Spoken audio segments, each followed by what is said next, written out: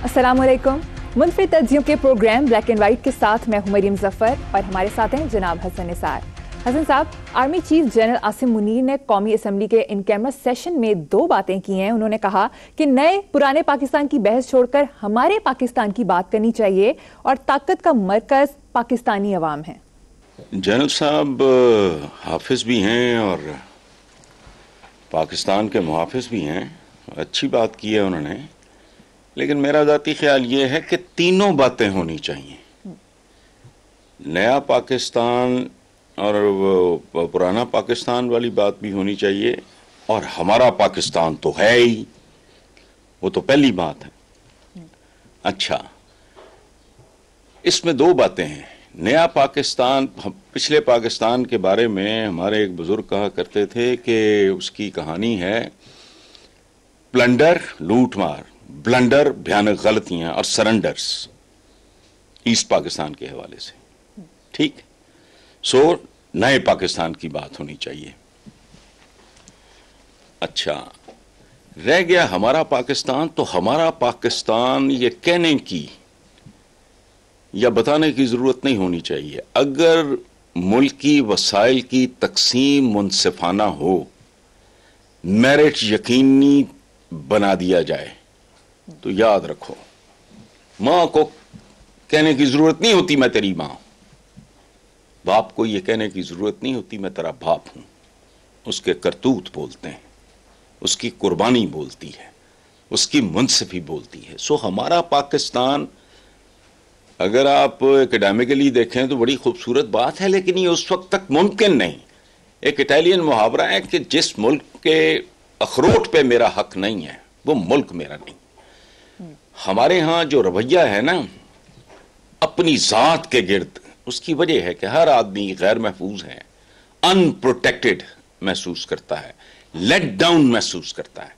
तो वो sense of belonging और पार्टिसिपेशन वो आती है अमाल से। लेकिन बहरहाल पाकिस्तान हो, ऐसा हो जो अपोजिशन का भी हो, हुकूमत का भी हो, जो सब ओन करें, लेकिन उनका भी बंदोबस्त हो जो हमारा पाकिस्तान लूट के बाहर ले जाएं और उनसे पूछने वाला भी कोई ना हो। भाई 22 करोड़ 24 करोड़ का मुल्क, कितने इदारे, अरबों खरबों डॉलर्स की बात कर रहा हूं, रुपए की तो औकात ही नहीं रह गई। इनकी जायदादें हैं बाहर और पता है, दुनिया को पता है। सो जब तक ये होता नहीं, इदारे आइन के मुताबिक अपनी अपनी हदूद में, देखो बात जुल्म क्या है, जुल्म किसी को चाकू मारना, छुरी मारना, गोली मारना नहीं है। जुल्म है अपनी हदूद से तजावुज करना, अपनी हदूद में रहना। यही कायनात का बुनियादी उसूल है। इसी को एक और फॉर्म में डिसिप्लिन कहते हैं। तो बाकी पाकिस्तानी अवाम तो वो तो एक रियलिटी है। कुर्रायर्स की रोज अव्वल से सेपियन से लेके आज तक यही रियलिटी है। उसकी एक वजह है। मेरा आर्ग्यूमेंट बहुत सिंपल है। बड़े से बड़ा अमीर तैमूर तो चंगेज खान और Alexander the great, Sikandar Azam, Napoleon मरा जाते हैं। अवाम एक ऐसी ढीठ चीज है जो हमेशा जिंदा रहती है। कमाल की बात है, बल्कि इनमें इजाफा होता रहता है। अच्छा, और दूसरी बात जो यही वाली कि पाकिस्तानी अवाम ताकत का मरकज, तो मेरा ख्याल है ये तो बड़ा वाज़ेह पैगाम है कि उनको उनके वोट का हक इस्तेमाल करने दिया जाए, इलेक्शन कराएं, जो जीते हुकूमत उसके सुपुर्द करो और चलो। अवाम, अगर अवाम है तो फिर अवाम की जो मर्जी है, अवाम की जो पसंद नापसंद है, फिर उसका एहतराम। अवाम का एहतराम क्या चीज़ है? 22 करोड़ का एहतराम मैं कहाँ से करता फिरूंगा? सुबह से शाम तक उन्हें सलाम काम है, 22 करोड़ सलाम तो नहीं कर सकता सुबह। उसका यही तरीका है कि उनकी पसंद और नापसंद का, उनकी ज़रूरियात का एहतराम किया जाए। लेकिन बहरहाल बहुत अच्छी बात है जी। ठीक हो गया हसन साहब। सुप्रीम कोर्ट ने बड़ा हुक्म दिया है कि स्टेट बैंक इलेक्शन कमीशन को पीर तक 21 अरब रुपए दे।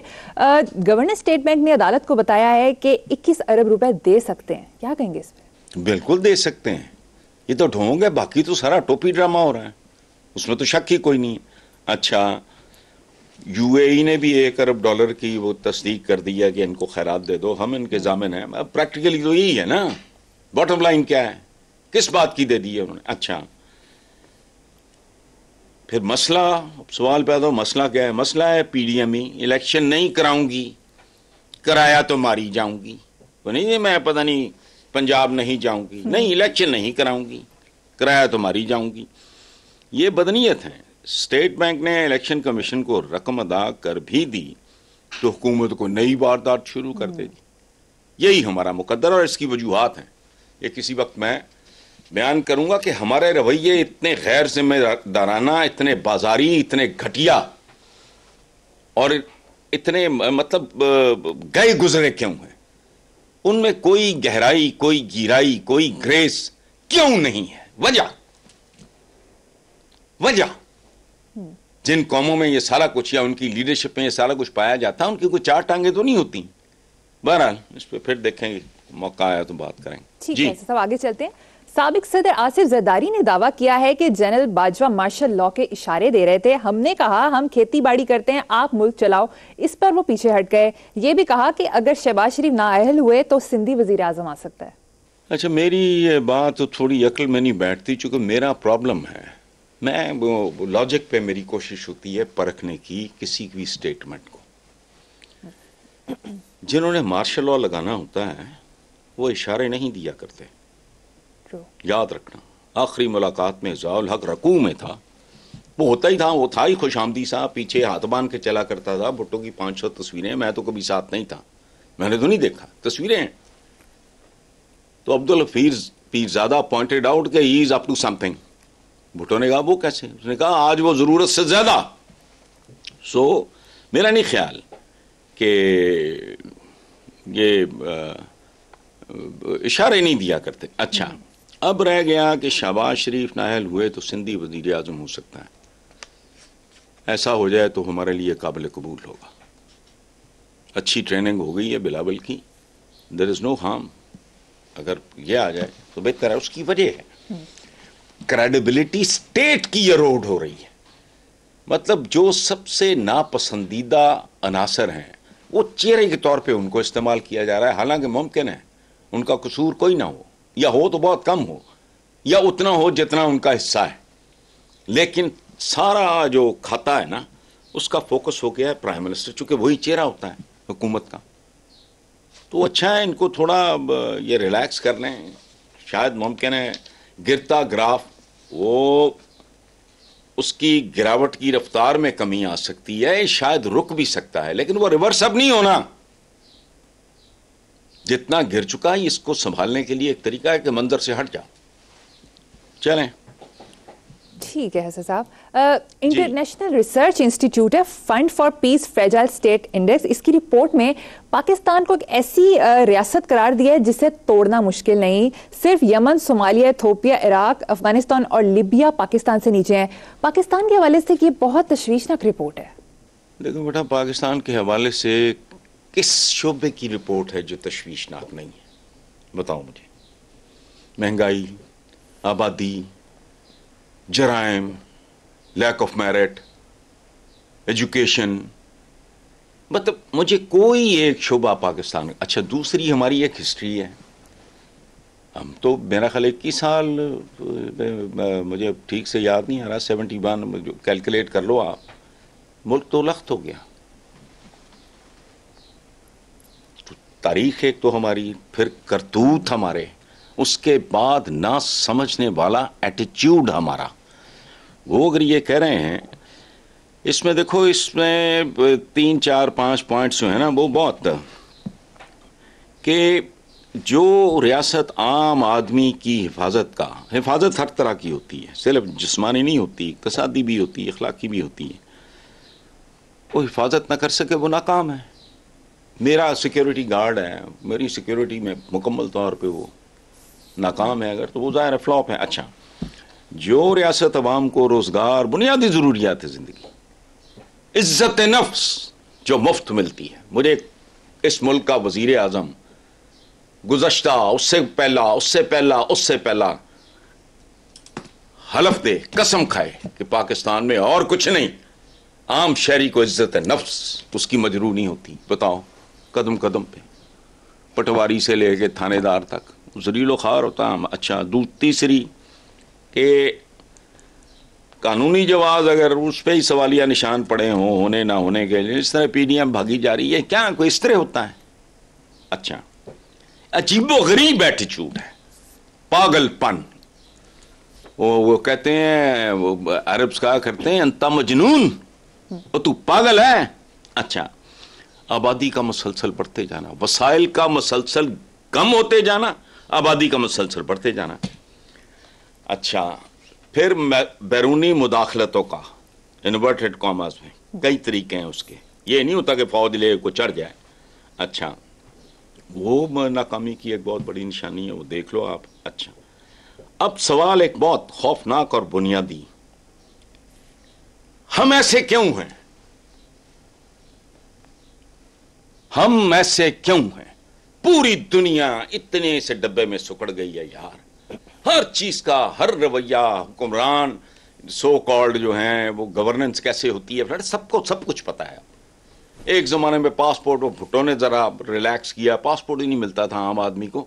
अब दुनिया, हर बंदा ही दुनिया का कुछ चक्कर लगा बैठा है, या 2, 4, 10, 20 मुल्क, हर बंदे नहीं, मेजॉरिटी ने, कम से कम अर्बन पॉपुलेशन हमारी। अच्छा, सबको सब कुछ पता है। कभी सोचो ये क्यों एक से एक बढ़ के जोकर क्यों आता है? गवर्नेंस क्यों नहीं है इनमें? ग्रेस क्यों नहीं है? मैंने कहा ना, गहराई, गिराई, ग्रेस को, मैग्नानिमिटी। सुभान अल्लाह। ओए, एक अपोजिशन लीडर और वजीर आजम आमने सामने हो गया, दरवाजा जरा निस्बतन छोटा था, ये इंग्लैंड की बात, पुरानी बात। तो उसने तंजन शरारतन कहा कि भाई मैं अहमकों को रास्ता नहीं देता। तो जो प्राइम मिनिस्टर था उसने अपोजिशन लीडर की इस बात पे स्माइल किया, साइड पे हो गया और कहा मैं अहमकों को रास्ता दे देता हूं, तुम आ जाओ पहले। सो ये ग्रेस आते आते आती है। अच्छा, हमारा मसला ये है, हमारा कुछ जेनेटिक सदियों की महरूमियां। बात दरअसल ये है कि बर्रे सगीर का, चाहे मुसलमान हो, हिंदू शिंदू छोड़ो, वो तो हम ही पीटते फिरते हैं, अनपढ़ हैं, जाहिल हैं। ये बीजेपी वाले अनपढ़ हैं, जाहिल हैं या मुनाफिक हैं, पता है और बोलते नहीं। हम लोग, बर्रे सगीर के लोग, मुसलमान हो, हिंदू हो, सदियों रियाया रहे, रियाया, नो पार्टिसिपेशन। दिल इलाही, आलम पना, जहां पना, पीछे पुश्त नहीं करनी बादशाह को, जैसे उसको मौत नहीं आनी। ये कमी, कमीन और रजील, जब जिल्लत का सफर इतना तवील सदियों पे चली, हम ही मुंह उठा के कह देते हैं मुसलमानों की हुकूमत। और मुसलमान, गैर मुल्की मुसलमान फातहीन की हुकूमत जरूर थी।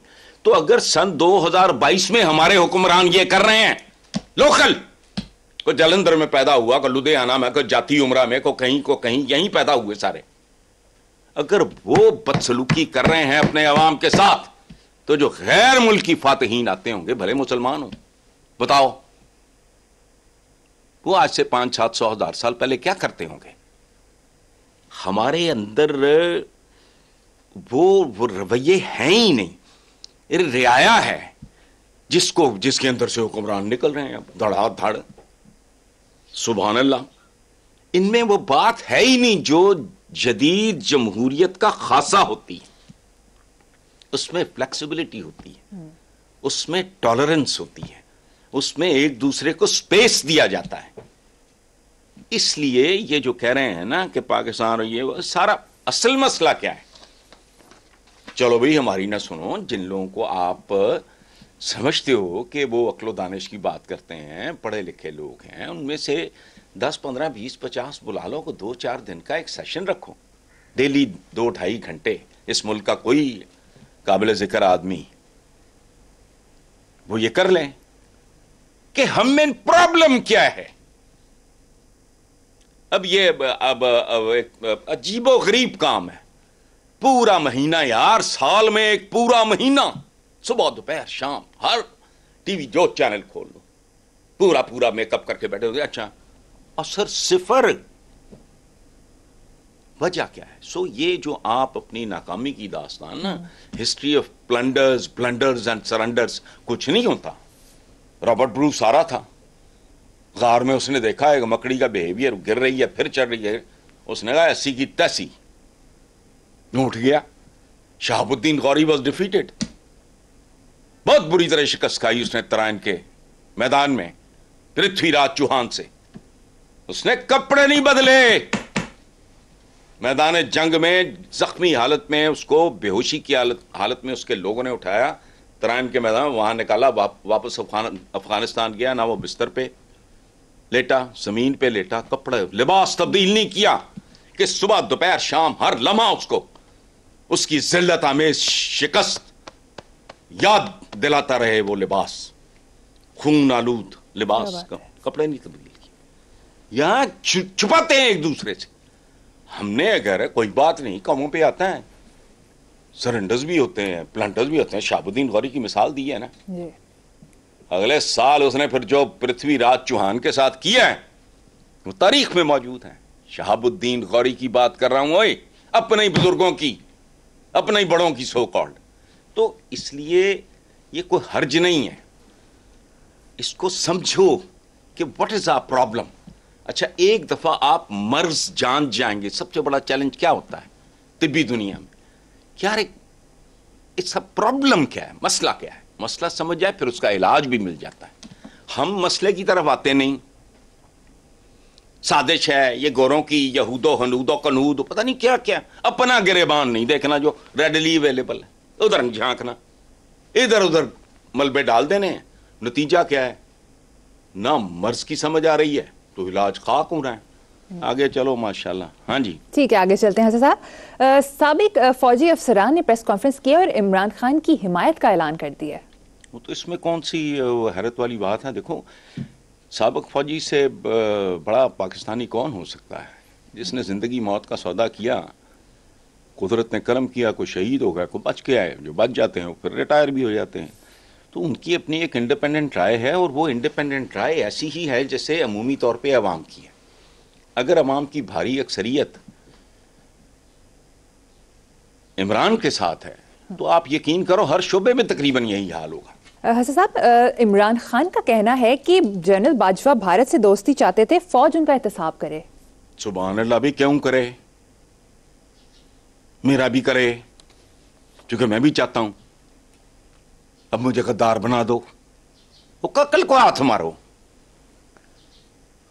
ये क्या मेंटालिटी है। वो भाई, लड़ने के लिए बहुत कुछ है, पाकिस्तान के पास भी, हिंदुस्तान के पास भी। अपनी गुर्बत से लड़ो, बेरोजगारी से लड़ो, जहालत से लड़ो, बेशुमार चीजें हैं लड़ने के लिए। आपस में क्या सदियां इकट्ठे रहें। पड़ोस है, पड़ोस के बारे में साहबा कहा करते थे कि हमें तो कभी कभी ये गुमान गुजरता था कि जायदाद में उनका हिस्सा ना, इतना हक है। तो अगर जनरल बाजवा चाहते थे तो मैं भी यही चाहता हूं एज एन ऑर्डिनरी सिटीजन। वो तो chief of the army staff थे, उनको ज्यादा अदराक होगा, ज्यादा इल्म होगा मामला, तो उसमें प्रॉब्लम क्या है। और एक बात याद रखना, अगर मैं कोई फैसला इस तरह का इसलिए न करूं कि जी मेरी को पॉपुलैरिटी को, तो मैं लीडर नहीं हूं। पॉपुलैरिटी अपने अवाम से ज्यादा कीमती नहीं होती। अवाम उन्नास क्या कहते हैं, अवाम कला नाम है, चौपाए होते हैं, जानवर होते हैं। एक खास मानों में बात कर रहा हूं मैं, ये अरबी का मुहावरा है, मेरा नहीं है। इनकी उमंगों की तर्जुमानी करने वाले के मुंह पे चपेड़े मारनी चाहिए, जैसे बाप करता है औलाद के साथ। भाई बेटा आपका खूबसूरत है, स्मार्ट है, जवान है, खूबसूरत उसके पास गाड़ी है, अब वो मैं उसकी उमंगों की तर्जुमानी उसको ढील दे दूं? नहीं, आप उमंगें देते हो। आप जैसे औलाद को उमंग देते हो, इंस्पायर करते हो, मोटिवेट करते हो, मोबिलाइज करते हो, इसी तरह लीडर का काम है। अवाम नहीं, अवाम क्या है, वो तो कहेंगे हर चौक पे मुजरा, ये आपका थिएटर क्यों बर्बाद हुआ। कड़वी बातें सुनने की आदत डालो। आपका थिएटर इतना आलीशान होता था, कभी तबाह बर्बाद हो गया। चंद रोज पहले एक बड़े मशहूर एक्टर की मैं नाम भूल रहा हूं, दाढ़ी रखी हुई थी, उसने कहा मैंने थिएटर छोड़ा इसलिए कि वहां बेहयाई बहुत होगी। तो अवाम तो ये चाहते हैं, तो करने दो। स्कूल नहीं जाना चाहता बच्चा, ना जाए, वो नहीं, this is the job of a leader कि उमंग उसने देनी है कि तुम्हें क्या चाहिए। ये अपना ये कि जी सौदा नहीं बिकेगा तो फलाना, गलत है। हिंदुस्तान के साथ नॉर्मलाइजेशन, इंडिया में वहां भी सेंसिबल लोग मौजूद हैं। ये तो एक हुकूमत है, उसने गिर दबाया हुआ है तो दबाए रखे, अदरवाइज नहीं। वहां को सारे बेवकूफ हैं, जाहिल हैं, अनपढ़ हैं, बिल्कुल नहीं। हर सेंसिबल आदमी यही चाहेगा, हर दो पड़ोसी मुल्क यही चाहेंगे कि उनके दरमियान एक अच्छा, चलो ना सही को रोमांस, समुद्रों से कह रही तो फलानी ऊंची तो टूठी में डायलॉगबाजी ना सही, नॉर्मलाइजेशन तो हो, सही अच्छे हमसायों की तरफ तो रहो। चलें, ठीक है साहब, मुझे यहाँ पे एक छोटी सी ब्रेक लेनी है, देखते रहिए black and white. Welcome back. Hasan sahab, मेरा आपसे जरा डिफरेंट सवाल है, चूंकि आपका इकोनॉमिक्स का बैकग्राउंड है, तो आपकी राय में दुनिया की करेंसियों के मुकाबले में पाकिस्तानी करेंसी कहाँ खड़ी है? देखो, पहली बात तो ये है कि हमें अपनी करेंसी का मुकाबला अपनी ही करेंसी के साथ करना चाहिए। जब पाकिस्तान बना तो डॉलर वर्सेस रूपी क्या सूरत हाल थी आज से 5 साल, 3 साल, 4 साल, 6 साल, 8 साल, 10 साल पहले क्या?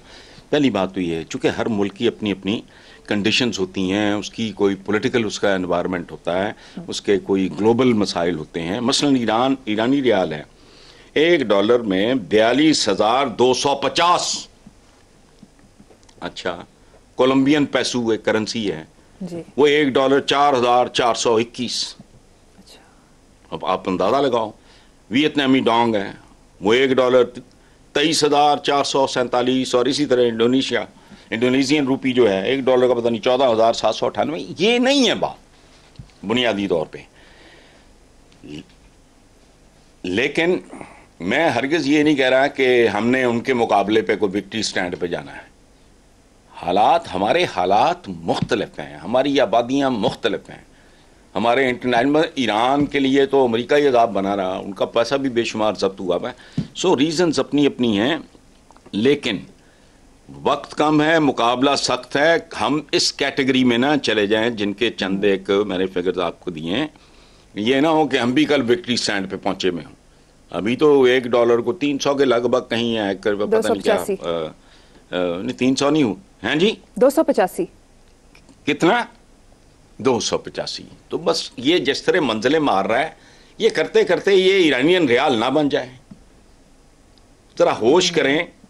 अच्छा, हमारी जो 2 नंबर अशराफिया है, 2 नंबर अशराफिया की वजह है, याद रखना, मुसलमानों का तो जिसे कहते हैं ना बी मारना गोरे ने, चूंकि 1857 से पहले या 1857 तक नाम निहाद एक मुसलमान, वो बहादुर शाह जफर बेचारा शायर शूर, वो कहने को हुक्मरान था। तो पाकिस्तान, अच्छा सो कॉल्ड जो जंगे आज़ादी कह लो, म्यूटनी कह लो, जो भी कह लो, नाम जो मर्जी दे लो उसको, उसके बाद उन्होंने ये शराफिया जो जेनुअन शराफिया थी मुसलमानों में, गोरे ने तो उसका नामो निशान मिटा दिया। घटिया 2 नंबर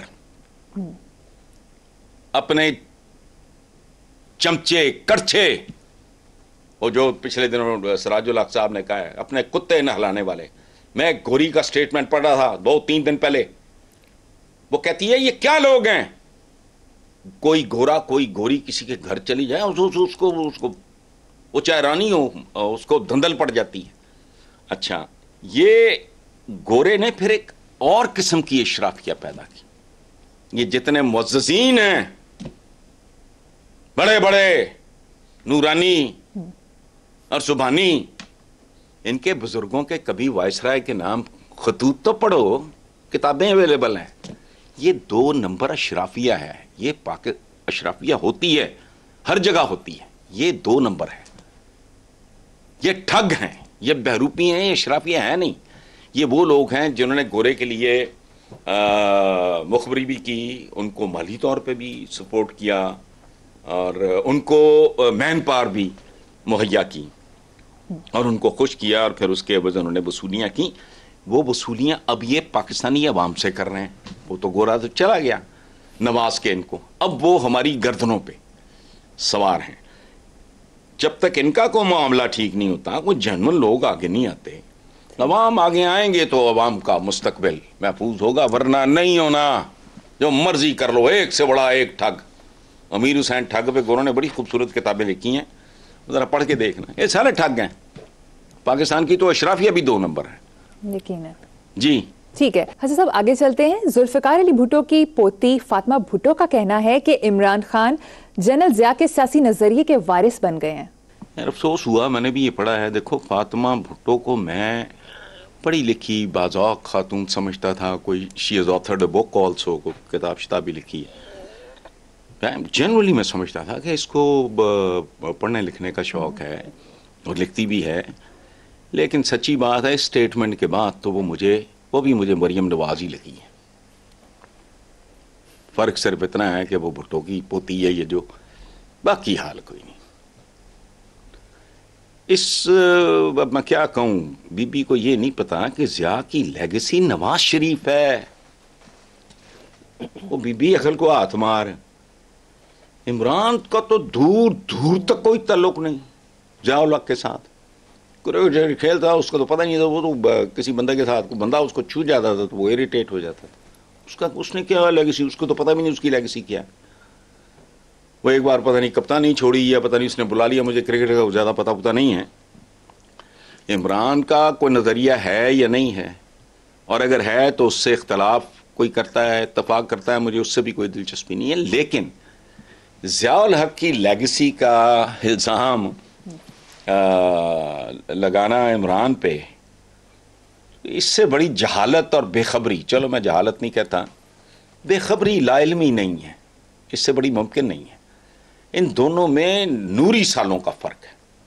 तो बहरहाल, लेकिन जाहिर है जमहूरी हक है फातिमा भुट्टो का, जो उल्टी सीधी हाँकती रहे उसको ठीक है। She has every right, everybody has every right to be wrong, so she also has that right to be wrong। ठीक है, चलो ठीक है। आगे चलते हैं साहब। अखबारात में एक तस्वीर शाया हुई है जिसमें स्कॉटलैंड के पाकिस्तानी नयाद फर्स्ट मिनिस्टर हमजा यूसुफ को उनकी इंतखाबी हरीफ केट फोर्ब्स मुस्कुरा कर मुबारकबाद पेश कर रही हैं। आपका इस तस्वीर पर तबसरा चाहूंगी। मैंने देखा है, I really loved it, I enjoyed it. Young pretty lady, ठीक है, एक जेन्युइन, बेसाख्ता, मुनाफिकाना नहीं, वो ज़िया कमार का बेसाख्ता जिसे कहते हैं, मुस्कुराहट। और वो अपने मुखालिफ को नहीं, अपनी शिकस्त को गले लगा रही है।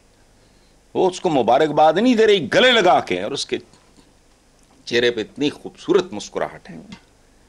जबकि हमारे यहाँ एक तो शक्लें पैड़ी, थोबड़े पैड़े, ऊपर से सूजे हुए, मुगलजात से भरे मुंह। फर्क करना मुश्किल है, ये सियासतदान है, उगालदान है। वो होती है ग्रेस, वो होती है खूबसूरती। इन्होंने लगानी होती दिहाड़ियां। देखो, there is a very thin line between the two. वहां आता है वो काम करने और अपनी लेगेसी के लिए या अपना नाम और अपना तारीख में छोड़ जाने के लिए, ये फैक्टर्स होते हैं। उन्होंने दिहाड़े नहीं लगाने होते, इसलिए वो हार जाए तो कहते कोई बात नहीं यार, चलो देखते हैं, नेक्स्ट टाइम हो गया ठीक है, वरना बतौर अपोजिशन लीडर भी एक मकाम तो है। इन्होंने लगाने होते हैं दिहाड़े, दिहाड़ियां नहीं। वो दिहाड़े जब मरते हैं ना इनके, तो फिर इनके बूथे सूझते हैं, फिर इनके मुंह से ना मुंह ऐसे जैसे गटर का ढक्कन किसी ने उठा दिया है। बहरहाल बदनसीबी है हमारी, ठीक है। भी क्या क्या मिला है तोहफा, औकात भी ऐसी है। चलो ठीक है, ठीक है। सर प्रोग्राम में शामिल करेंगे एक ब्रेक, देखते रहिए black and white. Welcome back. Hasan sahab, Hollywood star और साबिक गवर्नर कैलिफोर्निया आर्नल्ड श्वार्ज़नेगर ने लॉस एंजलिस की एक सड़क पर पड़ने वाला गड्ढा खुद ही मुरम्मत करके भर दिया। अच्छा, पहली बात तो ये है कि आपने ज्यादती की है, डंडी मारी है। वो स्टार नहीं है, स्टार तो बहुत होते हैं, वो एक सुपर स्टार है ग्लोबल लेवल का। हमारे यहाँ तो हर बंदा लल्लू पंजू, लेजेंड, फलाना, 4 लफ्ज़ बात में पता नहीं सुन थन लेते हैं, वो फिर बरतना शुरू कर देते हैं। वो वाकई एक खास लेवल का, वो उन मानों में he is not a great actor, stardom बहुत बड़ा है उसका, ठीक है। उसी के नतीजे में वो गवर्नर बना, उसकी गवर्नरी को भी छोड़ो आप। लेकिन बात आपने बड़ी कमाल की है। मैंने भी वो तस्वीर देखी और मुझे खजालत, नदामत, शर्मिंदगी और अफसोस हुआ। उनका एक्टर हमारे लीडर से करोड़ गुना बेहतर है। तो बदमाशी नहीं कर रहा, गुंडागर्दी नहीं कर रहा, किसी को फोन नहीं कर रहा, फलां नहीं कर रहा, ये नहीं करना, अपने बंदों को साथ लिया, उसने गड़ा खुद पुर कर दिया। उनका एक्टर, अब इधर देखो अपने लीडर, वो एक्टर खड्डे भर रहा है, ये कौम के लिए खड्डे खोद रहे हैं। वाह, ये फर्क है। ये हमारे रहनुमा हैं, वो उनका एंटरटेनर है। एक्टर शेक्टर को बड़े लोग नहीं होते, ये याद रखना, ये एंटरटेनर्स होते हैं। एंटरटेनर कभी बड़ा आदमी नहीं होता, वो बुनियादी तौर पे ये जोकर शोकर होते हैं, एंटरटेन करते हैं। प्लेयर श्लेयर ये वेस्ट ने हमें पागल बनाया हुआ है।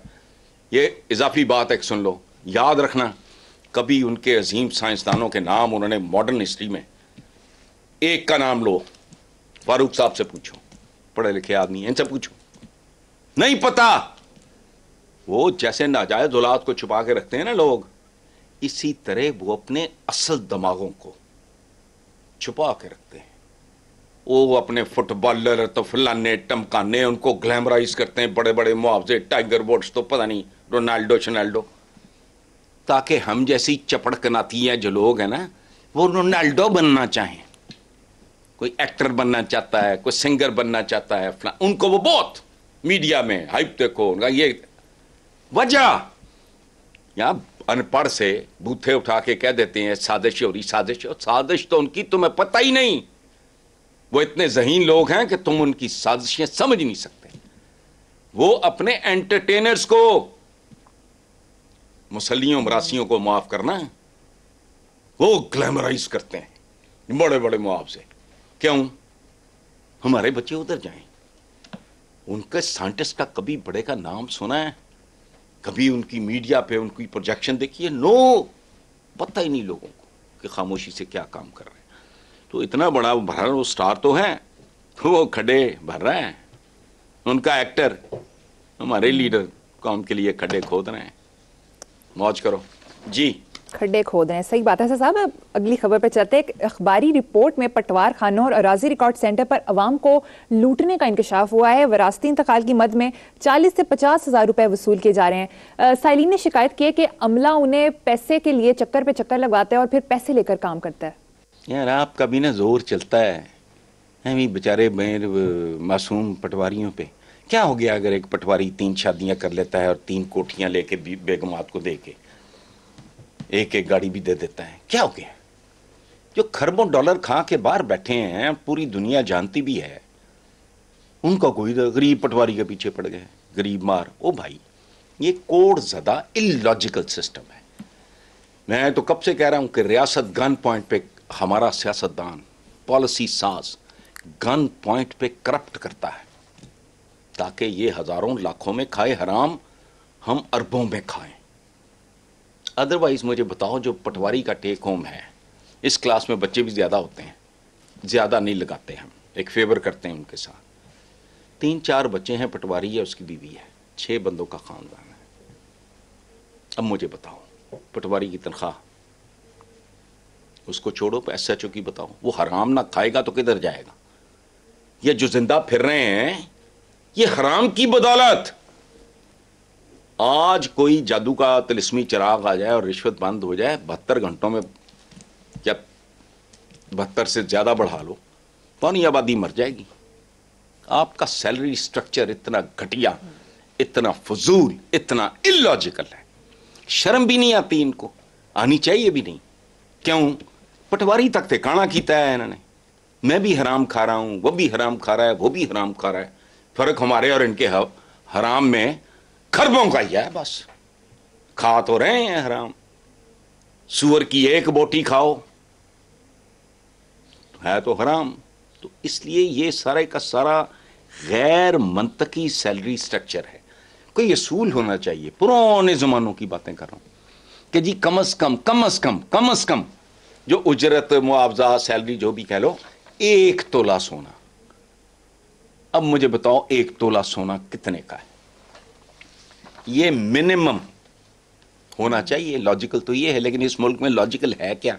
बूथा उठा के साजिश है, फलाना है, हम यूं हैं, अपनी औकातें नहीं देखनी, चलें आगे। ठीक है हसन साहब, प्रोग्राम का वक्त यहाँ पर खत्म हो गया है। इसी नोट पर अपने व्यूअर्स से इजाजत चाहेंगे। आपसे मुलाकात होगी इंशाअल्लाह ताला नेक्स्ट वीक। अल्लाह हाफिज।